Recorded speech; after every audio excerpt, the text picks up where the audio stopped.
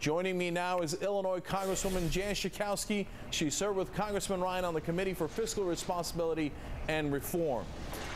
Congresswoman, are you disturbed by some of Representative Ryan's proposals and his idea for what the social safety net represents?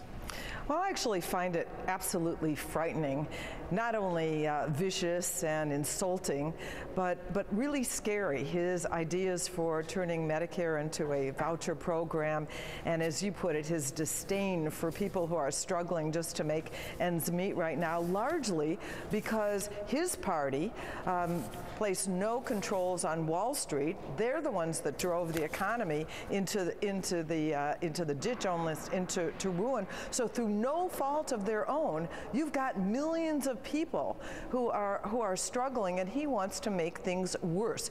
He cares only about this tiny slice of Americans at the very top. His proposals, if you read his roadmap for America, it absolutely benefits the people, the only people who have been benefiting so far, and that's the wealthiest Americans, and just cuts everything for everyone else.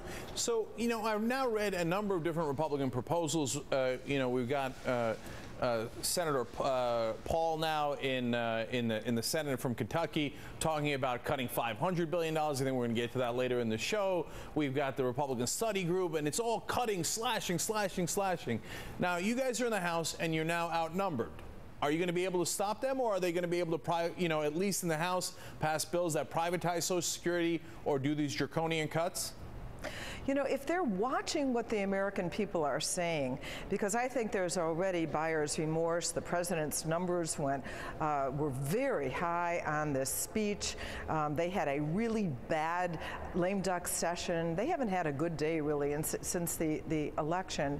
Then I think they're going to be on very thin ice if they decide that they're going to go after Social Security, Medicare, if they're going to slash programs that are helping middle-class people, if they really show their hand too excessively that they're only for the wealthiest Americans, they're going to be in deep trouble. The reason people, I think, like the speech last night is that the president talked sense. I really don't agree that the strongest parts of the speech were about directed toward the Republicans. He talked about, when we talked about investment, taking away tax cuts from the oil companies, saying that we were not going to renew the tax cuts for the wealthiest Americans, that we were going to make investments in infrastructure and put people to work that are in the construction industry. He talked about enhancing education and praise for teachers, which are really whipping boys right now for the Republicans. So I thought there was a lot in there for progressives and for ordinary Americans. So they're going to be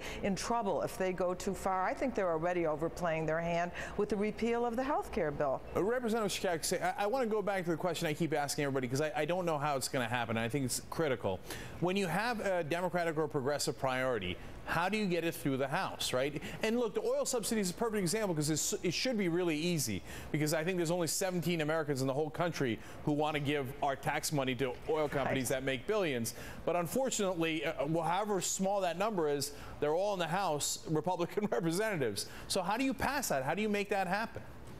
Well, we'll see if they start to wake up to the polls. If not, we won't be able to. We did see that they moved to repeal the health care bill. They passed that, and yet only 18% of Americans think that repeal was a good idea. I am hoping that at some point they decide, well, you know what? Before we get our butts kicked in the next election, maybe we ought to sit down with the Democrats. Maybe we should sit down with the president and see if we can't agree on some reasonable alternatives to our radical proposals that we have. Otherwise, we're going to see that it's, you know, the president was right. We're either going to do things on a bipartisan basis, or we're not going to do anything at all. The Republicans now would have to take the blame for that. They've never been in that position since Obama's been president. Now they will be. So I'm hoping that they're going to have a change of heart. All right, let's see how that turns out. They don't usually, but you never know. And it'll be really interesting to watch over the next 2 years. Congresswoman Schakowsky, thank you so much for joining us. Thanks, really appreciate it. And congratulations on your show.